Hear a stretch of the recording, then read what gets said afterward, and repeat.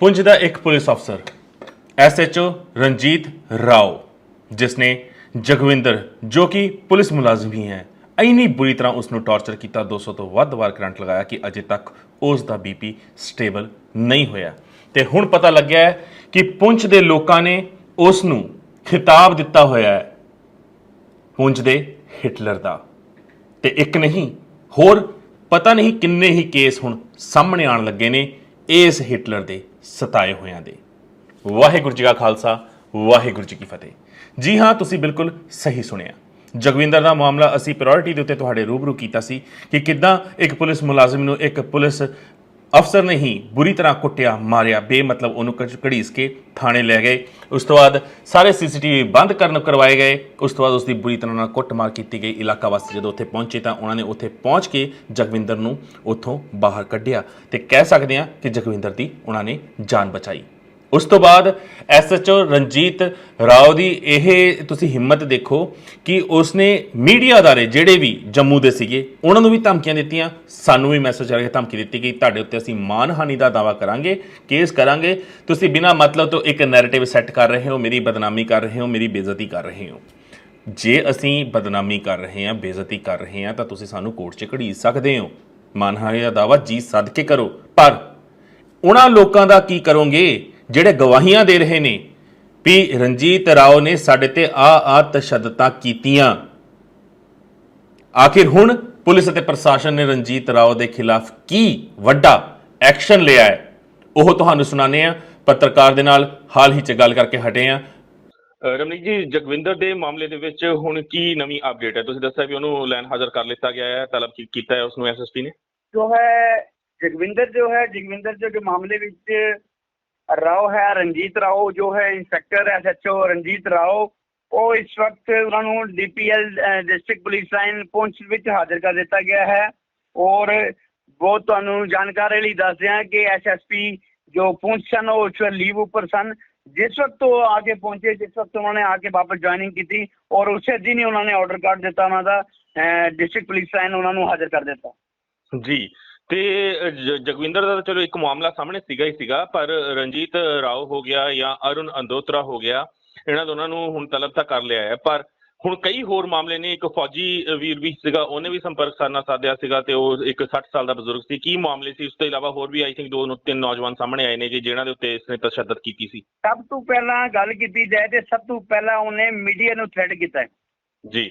ਸਭ ਤੋਂ ਪਹਿਲੇ ਸਾਡੇ ਚੈਨਲ ਤੇ ਥ੍ਰੈਟ ਕੀਤਾ ਗਿਆ ਹੈ WhatsApp ਤੇ ਮੈਸੇਜ ਲਿਖ ਕੇ ਕਿ ਮਾਨਹਾਨੀ ਦਾ ਦਾਅਵਾ ਕਰਾਂਗਾ ਤੁਹਾਡੇ ਤੇ, ਤੁਸੀਂ ਬਿਨਾਂ ਮਤਲਬ ਦੀ ਖਬਰਾਂ ਚਲਾਈ ਜਾਂਦੇ ਹੋ। ਕਿਆ ਅਸੀਂ ਕਿਹੜੀ ਬੇਸਲੈਸ ਨਿਊਜ਼ ਚਲਾਈ? ਆਲ ਬੇਸਲੈਸ ਨਿਊਜ਼ ਉਹ ਲਿਖ ਰਹੇ ਹਨ। ਉਸ ਤੋਂ ਬਾਅਦ ਦੂਜਾ ਚੈਨਲ ਹੈ ਜੰਮੂ ਦਾ ਆਪਸੀ ਸਾਂਝ, ਉਹਨਾਂ ਨੇ ਨਿਊਜ਼ ਚਲਾਈ ਸੀ। ਤਜਿੰਦਰਪਾਲ ਸਿੰਘ ਵੀਰਨ, ਛੋਟੇ ਵੀਰਨ ਮੇਰੇ, ਉਹ ਤਜਿੰਦਰਪਾਲ ਸਿੰਘ, ਉਹਨਾਂ ਨੂੰ ਵੀ ਧਮਕੀ ਦਿੱਤੀ ਗਈ ਇਹ SHO ਦੀ ਤਰਫੋਂ, ਥਾਣੇਦਾਰ ਦੀ ਤਰਫੋਂ। ਫਿਰ ਤੀਸਰਾ ਹੱਲਾ ਬੋਲ ਸਰ, ਇੱਕ ਪੁੰਛ ਦੇ ਜੋ ਮੀਡੀਆ ਦੇ ਐਡੀਟਰ ਇਨ ਚੀਫ ਹਨ ਡਾਕਟਰ ਜ਼ਮਰੂਦ ਮੁਗਲ, ਉਹਨਾਂ ਨੂੰ ਵੀ ਜੋ ਧਮਕੀ ਦਿੱਤੀ ਗਈ ਤਾਂ ਉਹਨਾਂ ਨੂੰ ਕਿਹਾ ਕਿ ਮੈਂ ਦੇਖ ਲਾਂਗਾ। ਇਸ ਧਮਕੀ ਵਿੱਚ ਉਹਨਾਂ ਨੂੰ ਇਹ ਲਿਖਿਆ ਗਿਆ I will see you and you will force the music for covering the issue। ਜੀ, ਤੁਸੀਂ ਦੇਖ ਸਕਦੇ ਹੋ ਕਿ ਇਤਨੀ ਬੜੀ ਧਮਕੀ ਦਿੱਤੀ ਗਈ ਉਹਨਾਂ ਨੂੰ। ਔਰ ਉਹਨਾਂ ਨੂੰ ਇਹ ਵੀ ਕਿਹਾ ਗਿਆ ਕਿ ਤੁਸੀਂ ਮਿਸਟਰ ਮੁਗਲ, ਤੁਸੀਂ ਸਾਰੇ ਪੁੰਛ ਦੇ ਕਿਸੇ ਵੀ ਚੈਨਲ ਨੇ ਮੇਰੇ ਖਿਲਾਫ ਨਿਊਜ਼ ਨਹੀਂ ਚਲਾਈ ਔਰ ਤੁਸੀਂ ਸਿਰਫ ਜੋ ਹੈ ਮੇਰੀ ਜੋ ਇਹ ਨਿਊਜ਼ ਹੈ ਜਗਵਿੰਦਰ ਵਾਲੀ ਨਿਊਜ਼ ਨੂੰ ਹਾਈਲਾਈਟ ਕੀਤਾ ਹੈ, ਇਹਦੇ ਤੁਹਾਨੂੰ ਜੋ ਹੈ ਖਮਿਆਜ਼ਾ ਭੁਗਤਣਾ ਪਏਗਾ।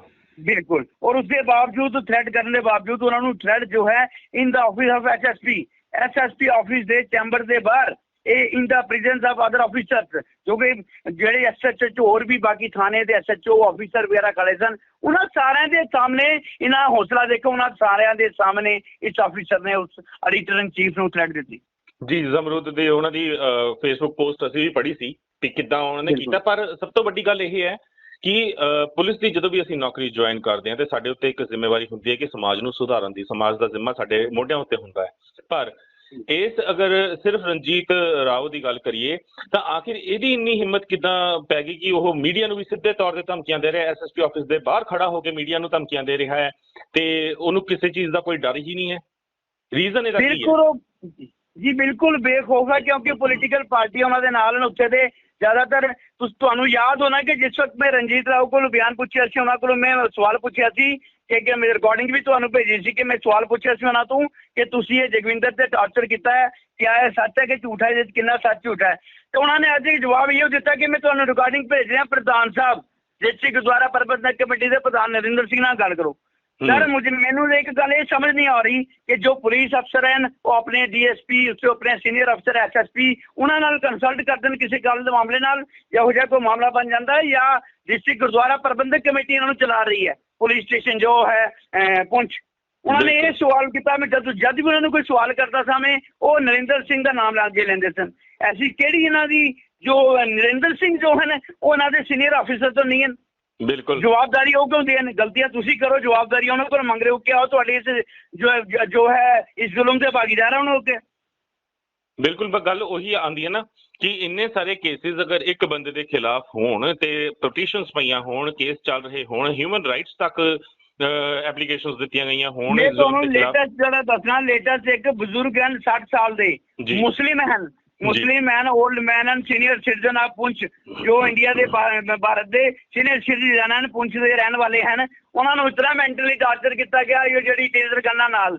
ਟੇਜ਼ਰ ਗਨ ਇਹਨਾਂ ਨੇ ਮਜ਼ਾਕ ਬਣਾ ਰਿਹਾ ਹੈ, ਇਹਨਾਂ ਵਾਸਤੇ ਮਜ਼ਾਕ ਹੈ। ਔਰ ਇਤਨੀ ਤਾਨਾਸ਼ਾਹੀ ਉਸੇ ਚੱਲ ਰਹੀ ਹੈ ਕਿ 60 ਸਾਲ ਦੇ ਬਜ਼ੁਰਗ ਦੇ ਨਾਲ ਇਹਨਾਂ ਨੇ ਜੋ ਉਹਨਾਂ ਨੂੰ ਮੈਂਟਲੀ ਟਾਰਚਰ ਕੀਤਾ, ਇਸ ਵੇਲੇ ਉਹ ਮੈਂਟਲੀ ਅਪਸੈਟ ਨੇ, ਉਹਨਾਂ ਦਾ ਟ੍ਰੀਟਮੈਂਟ ਚੱਲ ਰਿਹਾ ਹੈ ਔਰ ਕੇਸ ਵੀ ਉਹਨਾਂ ਨੇ ਦਾਇਰ ਕੀਤਾ ਇਹਨਾਂ ਦੇ ਖਿਲਾਫ। ਔਰ ਸਰ ਹੋਰ ਖਬਰਾਂ ਦੋ ਆ ਰਹੀਆਂ ਨੇ ਜੋ ਉਹਨਾਂ ਨੇ ਸ਼ੇਅਰ ਕੀਤੀ ਸਨ। ਡਾਕਟਰ ਜ਼ਮਰੂਦ ਮੁਗਲ ਜੋ ਹਨ ਹੱਲਾ ਬੋਲ ਐਡੀਟਰ ਇਨ ਚੀਫ, ਉਹਨਾਂ ਨੇ ਜੋ ਸ਼ੇਅਰ ਕੀਤੇ ਸਨ ਕਿ ਦੋ ਨੌਜਵਾਨ ਚੰਡਕ ਤੋਂ ਨੌਜਵਾਨ ਉਹਨਾਂ ਦੇ ਵੀ ਖਿਲਾਫ ਵੀ ਜੋ ਕੇਸ ਅਜੇ ਤੱਕ ਉਹਨਾਂ ਨੇ ਵੀ ਇਹਨਾਂ ਦੇ ਖਿਲਾਫ ਕੇਸ ਕੀਤਾ ਹੋਇਆ ਔਰ ਉਹ ਪੈਂਡਿੰਗ ਐਂਡ ਕੋਰਟ ਵੀ ਅਜੇ ਤੱਕ ਰਾਓ ਦੇ ਖਿਲਾਫ। ਔਰ ਉਸ ਤੋਂ ਬਾਅਦ ਜੋ ਲੇਟੈਸਟ ਬਿਲਕੁਲ ਜਿਹੜੀ ਇੱਕ ਅਪਡੇਟ ਆਈ ਹੈ ਉਹ ਹੈ ਕੁਝ ਪਿਛਲੇ ਮਹੀਨੇ ਦੀ 17 ਤਰੀਕ ਨੂੰ ਵਾਰਦਾਤ ਹੋਈ ਹੈ। ਇੰਦਰਪਾਲ ਸਿੰਘ ਇੱਕ ਫੌਜੀ ਹੈ ਸਰ, ਫੌਜੀ ਹੈ ਇੰਦਰਪਾਲ ਸਿੰਘ, ਫੌਜੀ ਹੈ ਜੋ ਕਿ ਪੁਲਿਸ ਵਿੱਚ ਰਿਟਾਇਰ ਆਇਆ ਹੈ। ਪਿਛਲੇ 2 ਸਾਲ ਤੋਂ ਉਸਦੀ ਦੁਕਾਨ ਬੰਦ ਹੈ, ਚਾਹ ਦੀ ਦੁਕਾਨ, ਇਤਨੀ ਦਾਦਾਗਿਰੀ ਹੈ, उसकी दुकान तोड़ दी गई, उसकी दुकान बंद कर दी गई चाह की दुकान। वो बेचारा अपनी पेंशन से ही गुजारा करता है और उन्होंने खिलाफ कोई एक्शन, उन्हें DGP ADGP सारे आगे जो कंप्लेन की थी, SSP ने कंप्लेन की थी, उसके खिलाफ कोई इस अफसर के खिलाफ कोई एक्शन नहीं लेता गया। रणजीत राव के खिलाफ उन्हें कंप्लेन दी थी, लेकिन उस बंदे ने उसने उस शख्स के हौसले बहुत बुलंद ने, उसने क्या मेरी जान चले जाएगी, मैं अपने पीछे नहीं हटांगा, मैंने जस्टिस चाहिए है कि मेरे नाल जो है इतना तशद्दद किया है, उसदे नाल भी तकरीबन 35 तो 40 टेजर गन के नाल शाख दिते गए। अगर इतना ही काबिल अफसर है, मैं तो सरकार को यह कहना चाहूँगा कि DGP Jammu DGP Jammu Kashmir police को कि अगर इतना ही काबिल अफसर है, एज ए काबिल अफसर को श्रीनगर में भेजना चाहिए, कश्मीर में भेजना चाहिए जिथे कि इतने माड़े हालात नहीं और टार्चर वगैरह ये मिलिटेंट नाल किया जाता है, आम नागरिक के नाल नहीं किया जाता। अगर इतने ही बहादुर काबिल अफसर हैं, इन्हों की प्रमोशन करके इन्हों श्रीनगर भेजा जाए ताकि अपनी उत्थे बहादुरी उत्थे दिखान, ना कि किसी निहत्थे गरीब मजलूम से। जी बिल्कुल, क्योंकि अगर निहत्थे गरीबां ते या मजलूमां ते या बेकसूरियां दे उत्ते अगर तशद्दद हुंदी है, ਭਾਰਤ ਦਾ ਚਾਹੇ ਕੋਈ ਵੀ ਕੋਨਾ ਹੋਵੇ, ਸੰਵਿਧਾਨ ਦੀਆਂ ਧੱਜੀਆਂ ਉੱਡਦੀਆਂ ਹੋਈਆਂ ਸਾਨੂੰ ਸਾਫ਼ ਨਜ਼ਰ ਆਉਂਦੀਆਂ, ਲਾਅ ਐਂਡ ਆਰਡਰ ਦੀਆਂ ਧੱਜੀਆਂ ਉੱਡਦੀਆਂ ਹੋਈਆਂ ਸਾਨੂੰ ਸਾਫ਼ ਨਜ਼ਰ ਆਉਂਦੀਆਂ ਤੇ ਕਿਤੇ ਨਾ ਕਿਤੇ ਸੀਨੀਅਰ ਪੁਲਿਸ ਅਧਿਕਾਰੀਆਂ ਨੇ ਆਪਣਾ ਫਰਜ਼ ਸਹੀ ਨਿਭਾਇਆ ਹੈ ਕਿ ਅਗਰ ਉਸ ਨੂੰ ਲਾਈਨ ਹਾਜ਼ਰ ਕੀਤਾ, ਤਲਬ ਕੀਤਾ ਤੇ ਉਮੀਦ ਇਹੀ ਹੈ ਕਿ ਆਉਣ ਵਾਲੇ ਸਮੇਂ ਦੇ ਵਿੱਚ ਕਰੜੀ ਕਾਰਵਾਈ ਹੋਏਗੀ। ਕਿਉਂਕਿ ਇੱਕ ਕੇਸ ਝੂਠ ਬੋਲ ਸਕਦਾ, 2 ਕੇਸ ਝੂਠ ਬੋਲ ਸਕਦੇ ਨੇ, ਪਰ ਇੱਕ ਇਨਸਾਨ ਦੇ ਉੱਤੇ ਜੇਕਰ ਇੰਨੇ ਲੋਕ ਐਲੀਗੇਸ਼ਨ ਲਗਾਉਂਦੇ ਨੇ ਧੱਕੇਸ਼ਾਹੀ ਦਾ, ਖਾਸ ਕਰਕੇ ਜੋ ਬਿਜਲੀ ਦੇ ਝਟਕੇ ਦਿੱਤੇ ਜਾਣੇ ਤੇ ਕਿਸੇ ਨੂੰ ਪਾਗਲ ਹੀ ਕਰ ਦੇਣਾ ਬਿਜਲੀ ਦੇ ਝਟਕੇ ਦੇ ਕੇ, ਇਹ ਮਨੁੱਖੀ ਅਧਿਕਾਰਾਂ ਦਾ ਘਾਣ ਹੈ ਤੇ ਇਸ ਦੇ ਉੱਤੇ ਕਿਤੇ ਨਾ ਕਿਤੇ ਪੁਲਿਸ ਅਤੇ ਪ੍ਰਸ਼ਾਸਨ ਨੂੰ ਵੀ ਬੜੀ ਸੰਜੀਦਗੀ ਦੇ ਨਾਲ ਸੋਚਣਾ ਪੈਣਾ ਕਿ ਅਗਰ ਜੇਕਰ ਉਹਨਾਂ ਨੂੰ ਕੋਈ ਵੀ ਹਥਿਆਰ ਦਿੱਤਾ ਗਿਆ ਹੈ ਤੇ ਉਸ ਦਾ ਇਸਤੇਮਾਲ ਕਿੱਦਾਂ ਹੋ ਰਿਹਾ ਹੈ ਤੇ ਕਿਉਂ ਹੋ ਰਿਹਾ ਹੈ, ਕਿਸ ਉੱਤੇ ਹੋ ਰਿਹਾ ਹੈ। ਤੇ ਪੁਲਿਸ ਅਤੇ ਪ੍ਰਸ਼ਾਸਨ ਵੱਲੋਂ ਕੋਈ ਹੋਰ ਅਪਡੇਟ ਕੋਈ ਤੁਹਾਨੂੰ ਜਾਣਕਾਰੀ ਤਾਜ਼ਾ ਮਿਲੀ ਹੋਵੇ? और एक जानकारी जो है इससे इंद्रपाल की साझी कर दिया कि इंद्रपाल सिंह ने जो फौजी है रिटायर, उसने ह्यूमन राइट डिवीजन की कंप्लेन फाइल की हुई है, आज महीना हो गया है उसने ह्यूमन राइट डिवीजन की अपनी कंप्लेन फाइल की थी, क्योंकि मानवता की धज्जियां उड़ा रहे हैं, ह्यूमन राइट जो है उन्होंने धज्जियां उड़ा रहे हैं। और उस तो बावजूद तुहानूं मैं दस दियां कि इस इंद्रपाल ने अजे तक भी जो ये केस पीछे पूरा फॉलो कर रहा है और कहता मैनू इंसाफ चाहिए तो मैनू इंसाफ चाहिए, बार बार इंसाफ की मांग कर रहा है। और उसके बावजूद डिस्ट्रिक्ट गुरुद्वारा प्रबंधक कमेटी के प्रधान चुने जाते हैं, वो जाके उत्थे जाके राजनीति करते हैं, प्लेटफॉर्म डिस्ट्रिक्ट गुरुद्वारा प्रबंधक कमेटी का लेंदे ने। हुण इंद्रजीत ने इंद्रपाल जी ने 2 नाम मेरे नाल जो साझे कीते कि मैं 5 ਬੰਦਿਆਂ ਦੇ ਨਾਮ ਜਿਹੜੇ ਦਿੱਤੇ ਸਨ, ਜਿਹਨਾਂ ਵਿੱਚੋਂ ਇੱਕ ਨਰਿੰਦਰ ਸਿੰਘ ਡਿਸਟ੍ਰਿਕਟ ਗੁਰਦੁਆਰਾ ਪ੍ਰਬੰਧਕ ਕਮੇਟੀ ਦੇ ਪ੍ਰਧਾਨ ਨੇ, ਦੂਜੇ ਬਲਵਿੰਦਰ ਸਿੰਘ ਬਾਗੀ ਜੋ ਵੀ ਮੈਂਬਰ ਨੇ ਗੁਰਦੁਆਰਾ ਡਿਸਟ੍ਰਿਕਟ ਗੁਰਦੁਆਰਾ ਪ੍ਰਬੰਧਕ ਕਮੇਟੀ ਪਹੁੰਚਦੇ। ਉਸ ਇਹਨਾਂ ਦੋਆਂ ਦੇ ਔਰ 3 ਬੰਦੇ ਹੋਰ ਉਹਨਾਂ ਦੇ ਖਿਲਾਫ ਮੈਂ ਕੰਪਲੇਨ ਕਰਨ ਵਾਸਤੇ ਗਿਆ ਸੀ ਐਸਐਚਓ ਨੂੰ। ਉਹਨਾਂ ਨੇ ਕਿਹਾ ਭਾਈ ਇਹ ਬੜੇ ਰੁਤਬੇ ਵਾਲੇ ਬੰਦੇ ਨੇ, ਤੂੰ ਕਿਧਰੇ से ਕੰਪਲੇਨ ਕਰਨ ਵਾਸਤੇ ਆ ਗਏ। उस एसएचओ ने राव ने साबका एसएचओ जो राव इस वक्त एसएचओ नहीं रहा और उन्होंने इन्होंने 3 घंटे वास्ते लॉकअप के अंदर देता और टॉर्चर किया।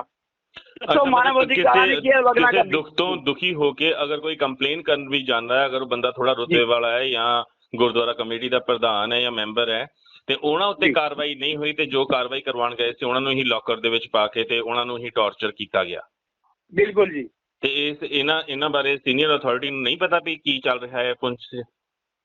ਬਿਲਕੁਲ, ਜੋ ਮੈਂ ਤੁਹਾਨੂੰ ਦੱਸਿਆ ਸੀ ਕਿ ਜੋ ਐਸਐਸਪੀ ਪੁੰਛਨ ਹੁਣ ਹੀ ਟ੍ਰਾਂਸਫਰ ਹੋਏ ਨੇ, ਜਸਟ ਹੁਣੀ ਜਿੱਦਾਂ ਆਉਂਦੇ ਹੀ ਉਹਨਾਂ ਨੇ ਆਪਣਾ ਪਦਭਾਰ ਸੰਭਾਲਿਆ। ਉਹਨਾਂ ਦਾ ਨਾਮ ਵਿਨੇ ਸਿੰਘ ਜੰਬਾਲ ਹੈ ਔਰ ਉਹ ਜੰਮੂ 'ਚ ਬਹੁਤ ਹੀ ਕਾਬਿਲ ਅਫਸਰ ਹਨ। ਮੈਂ ਉਹਨਾਂ ਨੂੰ ਪਰਸਨਲੀ ਜਾਣਦਾ ਇਸ ਕਰਕੇ ਕਿ ਐਸਪੀ ਸਾਊਥ ਜੰਮੂ ਵੀ ਰਹੇ ਹਨ ਔਰ ਐਸਪੀ ਸਾਊਥ ਦੇ ਨਾਲ ਉਹਨਾਂ ਨੂੰ ਉਹਨਾਂ ਦੇ 2 ਭਾਰ ਸਨ, ਉਹਨਾਂ ਦੇ ਮੋਢੇ ਤੇ 2 ਜ਼ਿੰਮੇਵਾਰੀਆਂ ਦਿੱਤੀ ਸਨ ਸਰਕਾਰ ਨੇ। ਉਹ ਐਸਓਜੀ ਦੇ ਐਸਪੀ ਆਪਰੇਸ਼ਨ ਵੀ ਰਹੇ ਹਨ। ਉਹਨਾਂ ਨੂੰ 2 ਜ਼ਿੰਮੇਵਾਰੀਆਂ ਉਹਨਾਂ ਦੇ ਕੰਧੇ ਤੇ ਪਾਈ ਸਨ ਸਰਕਾਰ ਨੇ ਕਿ ਬੜੇ ਕਾਬਿਲ ਅਫਸਰ ਨੇ, ਸਿੰਸੀਅਰ ਅਫਸਰ ਨੇ ਔਰ ਸੂਝਵਾਨ ਨੇ। ਉਹਨਾਂ ਨੇ ਦੇਖ ਲਓ, ਤੁਸੀਂ ਜਾਣਦੇ ਹੀ ਆਪਣੀ ਸੂਝਵਾਨਤਾ ਨਾਲ ਜੋ ਡਿਸੀਜ਼ਨ ਲਿਆ ਜਾਂਦੇ ਹਨ ਉਹਨੂੰ ਲਾਈਨ ਹਾਜ਼ਰ ਕਰ ਦਿੱਤਾ ਹੈ। ਕਿਉਂਕਿ ਜਿਸ ਦਿਨ ਬੰਦੇ ਦੇ ਕੋਲ ਸਰਕਾਰ ਦੀ ਜੋ ਪਾਵਰ ਇਨ ਯੋਜਨਾ ਆਪਣਾ ਪਾਵਰਾਂ ਦਾ ਮਿਸਯੂਜ਼ ਕਰ ਰਿਹਾ ਸੀ ਉਸ ਨੂੰ ਡੀਸੀਪੀ ਜੋ ਉਹਦੇ ਲਾਈਨ ਹਾਜ਼ਰ ਕਰ ਦਿੱਤਾ ਗਿਆ। ਜੀ ਬਿਲਕੁਲ। ਤੇ ਅਗਰ ਅਸੀਂ ਗੱਲ ਕਰੀਏ ਜਗਵਿੰਦਰ ਦੇ ਮਾਮਲੇ ਦੀ, ਕਿਉਂਕਿ ਉਸਦੀ ਸਿਸਟਰ ਦੇ ਨਾਲ ਵੀ ਗੱਲ ਹੋਈ ਸੀ ਤੇ ਉਹ ਕਹਿ ਰਹੇ ਸੀ ਕਿ ਸਾਨੂੰ ਪੂਰੀ ਉਮੀਦ ਹੈ ਕਿ ਸਾਨੂੰ ਜਸਟਿਸ ਮਿਲੇਗਾ, ਅਸੀਂ ਪਿੱਛੇ ਨਹੀਂ ਹੁੰਦੇ। ਜਗਵਿੰਦਰ ਨੇ ਵੀ ਇਹੀ ਕਿਹਾ ਸੀਗਾ, ਪਰ ਉਦੋਂ ਵੀ ਉਹਦੀ ਸਿਸਟਰ ਨੇ ਕਿਹਾ ਸੀ ਕਿ ਜਗਵਿੰਦਰ ਹੱਲੇ ਵੀ ਮਤਲਬ ਫਿਜ਼ੀਕਲੀ ਫਿੱਟ ਨਹੀਂ ਹੈ, ਉਹਦਾ ਬੀਪੀ ਕੰਟੀਨਿਊ ਲਗਾਤਾਰ ਜਦੋਂ ਤੋਂ ਟੌਰਚਰ ਕੀਤਾ ਗਿਆ ਅੱਪ ਜਾ ਰਿਹਾ, ਜਦਕਿ ਉਹ ਨੈਸ਼ਨਲ ਪਲੇਅਰ ਹੈ, ਗੋਲਡ ਮੈਡਲਿਸਟ ਹੈ, ਬਾਕਸਰ ਹੈ ਤੇ ਉਹਦੇ ਨਾਲ ਅੱਜ ਤੱਕ ਅਜਿਹਾ ਕਦੇ ਨਹੀਂ ਸੀ ਵਾਪਰਿਆ। ਤੇ ਹੁਣ ਜਗਵਿੰਦਰ ਦੀ ਹਾਲਤ ਕਿੱਦਾਂ ਹੈ ਕਿ ਅਜੇ ਵੀ ਉਹਦਾ ਬੀਪੀ ਅਪ ਐਂਡ ਡਾਊਨ ਹੀ ਹੋ ਰਿਹਾ? ਬਿਲਕੁਲ, ਉਹਦਾ ਅਜੇ ਤੱਕ ਵੀ ਬਿਲਕੁਲ ਸਹੀ ਹੈ, ਉਹਦਾ ਬੀਪੀ ਅਜੇ ਤੱਕ ਸਟੇਬਲ ਨਹੀਂ ਹੋ ਰਿਹਾ। ਜਗਵਿੰਦਰ ਨੂੰ ਲੈ ਕੇ ਸਰ ਇੰਦਰਪਾਲ ਨੇ ਇੱਕ ਬਿਆਨ ਦਿੱਤਾ ਸੀ ਕਿ ਅਗਰ ਰਹਿੰਦੇ ਟਾਈਮ ਤੇ ਵਕਤ ਤੇ ਮੇਰੇ ਨਾਲ ਜਸਟਿਸ ਕੀਤਾ ਜਾਂਦਾ, ਮੇਰੀ ਪੁਕਾਰ ਸੁਣੀ ਜਾਂਦੀ ਤੇ ਅੱਜ ਇਹ ਜਗਵਿੰਦਰ ਨੂੰ ਦਿਨ ਦੇਖਣਾ ਨਹੀਂ ਪੈਣਾ ਸੀ। ਇਹ ਇੰਦਰਪਾਲ ਦਾ ਕਹਿਣਾ ਹੈ। ਬਿਲਕੁਲ ਬਿਲकुल। ਚਲੋ ਉਮੀਦ ਕਰਦੇ ਹਾਂ ਵੀ ਸੀਨੀਅਰ ਅਥਾਰਟੀ ਤੱਕ ਸਾਡੀਆਂ ਇਹ ਗੱਲਾਂ ਜ਼ਰੂਰ ਪਹੁੰਚਦੀਆਂ ਹੋਣਗੀਆਂ, ਇਹ ਖਬਰਾਂ ਜ਼ਰੂਰ ਪਹੁੰਚਦੀਆਂ ਹੋਣਗੀਆਂ ਤੇ ਸੀਨੀਅਰ ਅਥਾਰਟੀ ਇਸ ਨੂੰ ਵੀ ਜ਼ਰੂਰ ਮਾਰਕ ਕਰੇਗੀ ਕਿ ਮੀਡੀਆ ਜੋ ਕਿ ਲੋਕਤੰਤਰ ਦਾ ਚੌਥਾ ਥੰਮ ਹੈ ਉਹ ਹੱਕ ਸੱਚ ਦੀ ਆਵਾਜ਼ ਜਿਹੜਾ ਚੱਕਦਾ ਹੈ, ਅਗਰ ਉਹਨਾਂ ਨੂੰ ਵੀ ਦਬਾਉਣ ਦੀ ਕੋਸ਼ਿਸ਼ ਕਰਦਾ ਹੈ ਕੋਈ ਵੀ ਸਰਕਾਰੀ ਅਦਾਰਾ ਜਾਂ ਕੋਈ ਵੀ ਸਰਕਾਰੀ ਅਫਸਰ ਤੇ ਉਹਦੇ ਵੱਲ ਵੀ ਖਾਸ ਧਿਆਨ ਦੇਣਾ ਬਣਦਾ ਹੈ, ਕਿਉਂਕਿ ਸੱਚਾਈ ਨੂੰ ਤੁਸੀਂ ਫਾਂਸੀ ਨਹੀਂ ਲਗਾ ਸਕਦੇ। ਪੁੰਛ ਦੇ ਕਹਿਣ ਵਾਲੇ ਲੋਕਾਂ ਦਾ ਇਹ ਵੀ ਕਹਿਣਾ ਹੈ ਕਿ ਇਹ ਸਮਝੋ ਕਿ ਤਾਨਾਸ਼ਾਹੀ ਚੱਲ ਰਹੀ ਸੀ। ਇਹ ਪੁੰਛ ਦਾ ਹਿਟਲਰ ਸੀ, ਜਿਵੇਂ ਹਿਟਲਰ ਲੋਕਾਂ ਦੇ ਜ਼ੁਲਮ ਕਰਦਾ ਸੀ ਇਹ ਇਵੇਂ ਹੀ ਇਹ ਜ਼ੁਲਮ ਕਰਦਾ ਸੀ ਲੋਕਾਂ ਤੇ ਔਰ ਇਹ ਪੁੰਛ ਦਾ ਹਿਟਲਰ ਕਿਹਾ ਜਾਂਦਾ ਸੀ ਇਹਨੂੰ। ਪੁੰਛ ਦਾ ਹਿਟਲਰ ਕਿਹਾ ਜਾਂਦਾ ਸੀ ਇਸਨੂੰ। ਚਲੋ ਜੀ ਰਾਓ ਨੂੰ। ਚਲੋ ਜੀ, ਹੁਣ ਇਹ ਆਉਣ ਵਾਲਾ ਵਕਤ ਹੀ ਦੱਸਿਆ ਹੈ ਕਿ ਪੁੰਛ ਦੇ ਹਿਟਲਰ ਰਣਜੀਤ ਰਾਓ ਦਾ ਕੀ ਬਣਦਾ ਹੈ ਤੇ ਸੀਨੀਅਰ ਅਥਾਰਟੀ ਕੀ ਫੈਸਲਾ ਲੈਂਦੀ ਹੈ। ਅਰੁਣ ਅੰਦੋਤਰਾ। ਠੀਕ ਹੈ ਜੀ, ਤੁਸੀਂ ਇਹਨਾਂ ਖਬਰਾਂ ਉੱਤੇ ਨਜ਼ਰ ਬਣਾਈ ਰੱਖਣਾ ਤੇ ਕੋਈ ਵੀ ਹੋਰ ਅਪਡੇਟ ਇਸ ਮਾਮਲੇ ਦੇ ਵਿੱਚ ਆਉਂਦੀ ਹੈ ਤਾਂ ਸਾਡੇ ਨਾਲ ਜ਼ਰੂਰ ਸਾਂਝੀ ਕਰਨਾ। ਸੋ ਤੁਸੀਂ ਸਾਰੀ ਪੱਤਰਕਾਰ ਦੇ ਨਾਲ ਗੱਲਬਾਤ ਸੁਣੀ, ਪਰ ਇੱਕ ਚੀਜ਼ ਜ਼ਿਹਨ ਦੇ ਵਿੱਚ ਬਾਰ-ਬਾਰ ਖੜਕਦੀ ਹੈ ਕਿ ਚਾਹੇ ਗੁਰਦੁਆਰਾ ਪ੍ਰਬੰਧਕ ਕਮੇਟੀ ਦੇ ਪ੍ਰਧਾਨ ਹੋਣ, ਚਾਹੇ ਮੈਂਬਰ ਹੋਣ, ਚਾਹੇ ਕੋਈ ਹੋਰ ਮੌਤਵਾਰ ਸੱਜਣ ਹੋਣ, ਇੱਕ ਪੁਲਿਸ ਅਫਸਰ ਦੇ ਨਾਲ ਤੁਹਾਡੀ ਚੰਗੀ ਸਾਂਝ ਜ਼ਰੂਰ ਹੋ ਸਕਦੀ ਹੈ, ਪਰ ਧੱਕੇਸ਼ਾਹੀ ਦੇ ਨਾਲ, ਨਾਜਾਇਜ਼ ਕਿਸੇ ਨਾਲ ਕੁਝ ਕੀਤਾ ਹੋਵੇ ਉਸ ਦੇ ਨਾਲ, ਜਾਂ ਕਿਸੇ ਉੱਤੇ ਜ਼ੁਲਮ ਦੀ ਅੱਤ ਵਰਾਈ ਹੋਵੇ ਉਸ ਦੇ ਨਾਲ ਤੁਹਾਡੀ ਸਾਂਝ ਕਿੱਦਾਂ ਹੋ ਸਕਦੀ ਹੈ? ਜੇਕਰ ਤੁਸੀਂ ਉਹ ਗਲਤੀਆਂ ਦੀ ਵੀ ਗਵਾਹੀ ਭਰਦੇ ਹੋ ਜਾਂ ਕਿਸੇ ਵੀ ਇਨਸਾਨ ਦਾ, ਸਿਰਫ ਰਣਜੀਤ ਰਾਓ ਦੀ ਗੱਲ ਨਹੀਂ ਕਰ ਰਹੇ, ਕਿਸੇ ਵੀ ਅਫਸਰ ਦਾ ਸਾਥ ਦਿੰਦੇ ਹੋ, ਅਰੁਣ ਅੰਦੋਤਰਾ ਵੀ ਹੈ, ਅਜਿਹੇ ਹੋਰ ਜਿੰਨੇ ਪੁਲਿਸ ਮੁਲਾਜ਼ਮ ਹੈ ਨੇ ਜੋ ਵਰਦੀ ਪਾ ਕੇ ਆਪਣੀ ਵਰਦੀ ਦੀ ਧੋਸ ਦਿਖਾਉਂਦੇ ਹੋਏ ਭੁੱਲ ਜਾਂਦੇ ਨੇ ਵੀ ਵਰਦੀ ਪਹਿਨਣ ਤੋਂ ਪਹਿਲਾਂ ਉਹਨਾਂ ਨੇ ਸਹੁੰ ਕੀ ਚੁੱਕੀ ਹੈ। ਲੋਕ ਸੇਵਾ ਕਰਨ ਦੀ ਬਜਾਏ ਉਹ ਆਓ ਭਗਤ ਵਿੱਚ ਲੱਗ ਜਾਂਦੇ ਨੇ, ਆਪਣੀ ਸੇਵਾ ਕਰਵਾਉਣ ਲੱਗ ਪੈਂਦੇ ਨੇ ਤੇ ਆਪਣੀ ਵਰਦੀ ਦਾ ਰੋਹਬ ਦੂਜਿਆਂ ਉੱਤੇ ਐਦਾਂ ਵਰਾਉਂਦੇ ਨੇ ਕਿ ਇਹ ਵੀ ਨਹੀਂ ਦੇਖਦੇ ਕਿ ਕੋਈ 60 ਸਾਲਾਂ ਦਾ ਬਜ਼ੁਰਗ ਹੈ ਜਿਸ ਨੂੰ ਉਹ ਬਿਜਲੀ ਦੇ ਝਟਕੇ ਲਾ ਰਹੇ ਨੇ ਤੇ 1.5 ਘੰਟੇ ਤੱਕ। ਸੋਚੋ ਕਿੰਨਾ ਜ਼ਾਲਮ ਜਿਗਰਾ ਹੋਏਗਾ ਉਸ ਇਨਸਾਨ ਦਾ ਜਿਸ ਨੂੰ ਇੱਕ ਸੀਨੀਅਰ ਸਿਟੀਜ਼ਨ ਉੱਤੇ ਤਰਸ ਨਹੀਂ ਆਇਆ ਤੇ 1.5 ਘੰਟੇ ਲਗਾਤਾਰ ਉਸ ਨੂੰ ਬਿਜਲੀ ਦੇ ਝਟਕੇ ਲਗਾਉਂਦੇ ਰਹੇ ਤੇ ਉਹ ਮਤਲਬ ਸੱਚੀ ਪਾਗਲ ਹੋ ਗਿਆ। ਉਸ ਪਰਿਵਾਰ ਦਾ ਕੀ ਹਾਲ ਹੋਊਗਾ ਜਿਸ ਪਰਿਵਾਰ ਦਾ ਉਹ ਬਜ਼ੁਰਗ ਹੋਊਗਾ। 2 ਨੌਜਵਾਨ ਉਹ ਸਾਹਮਣੇ ਆ ਰਹੇ ਨੇ ਜਿਹੜੇ ਸਤਾਏ ਹੋਏ ਨੇ ਇਸ ਹਿਟਲਰ ਦੇ ਜ਼ੁਲਮ ਦੇ। ਉਸ ਤੋਂ ਇਲਾਵਾ ਇੱਕ ਫੌਜੀ ਨੌਜਵਾਨ ਸਾਹਮਣੇ ਆਇਆ ਜਿਸ ਦੀ ਦੁਕਾਨਦਾਰੀ ਤੱਕ ਇਸਨੇ ਬੰਦ ਕਰਵਾ ਦਿੱਤੀ। ਹੁਣ ਇੰਨੇ ਸਾਰੇ ਕੇਸਿਸ ਸਾਹਮਣੇ, ਹੱਲੇ ਬਹੁਤ ਸਾਰੇ ਲੋਕ ਨੇ ਜਿਹੜੇ ਡਰ ਦੇ ਮਾਰੇ ਅਜੇ ਵੀ ਚੁੱਪ ਬੈਠੇ ਹੋਏ ਨੇ, ਕਿਉਂਕਿ ਉੱਥੇ ਜਿੰਨਾ ਅਸੀਂ ਪਹੁੰਚ ਦੇ ਵਿੱਚ ਸਰਵੇ ਕਰਵਾਇਆ ਤੇ ਕਈ ਲੋਕ ਅਜਿਹੇ ਨੇ ਜਿਹੜੇ ਸਾਹਮਣੇ ਆ ਕੇ ਬੋਲਣ ਤੋਂ ਡਰ ਰਹੇ ਨੇ, ਜਿਹੜੇ ਕਹਿ ਰਹੇ ਨੇ ਕਿ ਅਜੇ ਸਾਨੂੰ ਕੋਈ ਮਤਲਬ ਭਰੋਸਾ ਨਹੀਂ ਹੈ ਵੀ ਇਹਨੂੰ ਕੋਈ ਸਜ਼ਾ ਹੋਏਗੀ ਜਾਂ ਨਹੀਂ ਹੋਏਗੀ, ਕਿਉਂਕਿ ਸਿਰਫ ਲੈਣ ਹਾਜ਼ਰ ਕੀਤਾ ਹੈ। ਜਿੰਨੇ ਇਹਦੇ ਗੁਨਾਹ ਨੇ ਇਹਨੂੰ ਤਾਂ ਉਸੇ ਵੇਲੇ ਸੀਨੀਅਰ ਅਥਾਰਟੀ ਨੂੰ ਪਹਿਲਾਂ ਸਸਪੈਂਡ ਕਰਨਾ ਚਾਹੀਦਾ ਸੀ, ਉਸ ਤੋਂ ਬਾਅਦ ਇਨਕੁਆਇਰੀ ਬਿਠਾਉਣੀ ਚਾਹੀਦੀ ਸੀ। ਬੇਸ਼ੱਕ ਪਾਵਰਸ ਸਾਰੀਆਂ ਲੈ ਲਿੱਤੀਆਂ ਗਈਆਂ ਨੇ, ਪਰ ਲੋਕਾਂ ਨੂੰ ਅਜੇ ਵੀ ਇਨਸਾਫ ਦਾ ਇੰਤਜ਼ਾਰ ਹੈ ਕਿ ਪੂਰੇ ਪੁੰਜ ਦੇ ਵਿੱਚ ਜਿਸ ਨੇ ਆਪਣੀ ਦਹਿਸ਼ਤ ਫੈਲਾਈ ਸੀ ਤੇ ਕੋਈ ਅਗਰ ਛੋਟੇ ਜਿਹੇ ਵਧੀਆ ਕਾਰਨਾਮਾ ਕੋਈ ਕੀਤਾ ਹੋਵੇ ਤੇ ਗਲੇ ਦੇ ਵਿੱਚ ਨੋਟਾਂ ਦੇ ਹਾਰ ਪਾ ਕੇ ਢੋਲ ਵਜਵਾ ਕੇ ਜਿਹੜਾ ਸੜਕਾਂ ਤੇ ਘੁੰਮਦਾ ਸੀ, ਜੀ ਹਾਂ ਬਿਲਕੁਲ ਸਹੀ ਸੁਣਿਆ, ਨਾਲ ਫੁਟੇਜ ਵੀ ਦੇਖ ਸਕਦੇ ਹੋ, ਜਿਹੜਾ ਘੁੰਮਦਾ ਸੀ, ਉਸ ਦਾ ਅਸਲੀ ਜੋ ਚਿਹਰਾ ਹੈ ਹੁਣ ਸੰਗਤ ਦੇ ਲੋਕਾਂ ਦੇ ਸਾਹਮਣੇ ਆਉਣ ਲੱਗ ਪਿਆ ਤੇ ਅਸੀਂ ਵੀ ਇਹੀ ਉਮੀਦ ਕਰਦੇ ਹਾਂ ਪੁਲਿਸ ਅਤੇ ਪ੍ਰਸ਼ਾਸਨ ਇਸ ਦੇ ਉੱਤੇ ਕਰੜੀ ਕਾਰਵਾਈ ਜ਼ਰੂਰ ਕਰੇਗਾ। ਜਗਵਿੰਦਰ ਦਾ ਅਜੇ ਤੱਕ ਵੀ ਬੀਪੀ ਸਟੇਬਲ ਨਹੀਂ ਹੋਇਆ। ਉਸ ਦੀ ਭੈਣ ਨੇ ਤੇ ਜਗਵਿੰਦਰ ਨੇ ਇਹੀ ਮਨ ਬਣਾਇਆ ਹੈ ਕਿ ਜਦੋਂ ਤੱਕ ਉਹ ਇਹ ਜੰਗ ਨਹੀਂ ਜਿੱਤਦੇ ਉਹ ਇਹ ਜੰਗ ਜਾਰੀ ਰੱਖਣਗੇ। ਤੇ ਹੁਣ ਕੱਲਾ ਜਗਵਿੰਦਰ ਨਹੀਂ ਹੈ, ਉਸ ਦੇ ਨਾਲ ਕਾਫਲਾ ਵੱਧਦਾ ਜਾ ਰਿਹਾ ਹੈ। ਇਸ ਹਿਟਲਰ ਰਣਜੀਤ ਰਾਓ ਦੇ ਅਤਿਆਚਾਰਾਂ ਦਾ ਜੋ ਵਿਕਟਮਸ ਹੈ ਨੇ, ਜੋ ਗਵਾਹ ਹੈ ਨੇ, ਉਹ ਵੀ ਨਾਲ ਹੁਣ ਮਿਲ ਕੇ ਤੁਰਨ ਲੱਗ ਪਏ ਆ। ਤੇ ਜਿੰਨੀਆਂ ਪਟੀਸ਼ਨਸ, ਜਿੰਨੀਆਂ ਐਪਲੀਕੇਸ਼ਨਸ, ਜਿੰਨੇ ਕੇਸ ਹੁਣ ਪੈਂਡਿੰਗ ਪਏ ਸੀ, ਉਮੀਦ ਕਰਦੇ ਹਾਂ ਸਾਰੇ ਕੇਸ ਖੋਲ੍ਹੇ ਜਾਣਗੇ। ਤੁਸੀਂ ਇਸ ਬਾਰੇ ਕੀ ਸੋਚਦੇ ਹੋ? ਆਪਣੇ ਵਿਚਾਰ ਨੀਚੇ ਕਮੈਂਟਸ ਦੇ ਵਿੱਚ ਜ਼ਰੂਰ ਦੇਣਾ।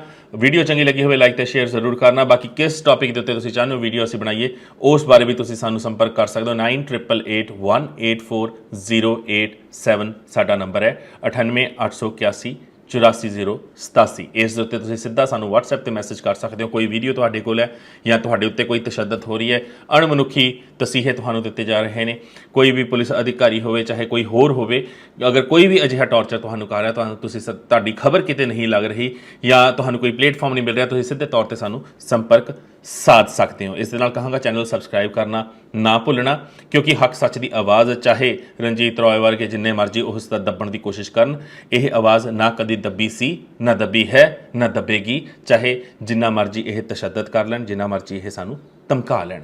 ਇੰਨੀਆਂ ਕੀ ਬੇਨਤੀਆਂ ਪ੍ਰਵਾਨ ਕਰਨਾ, ਦਿਓ ਇਜਾਜ਼ਤ। ਵਾਹਿਗੁਰੂ ਜੀ ਕਾ ਖਾਲਸਾ, ਵਾਹਿਗੁਰੂ ਜੀ ਕੀ ਫਤਿਹ।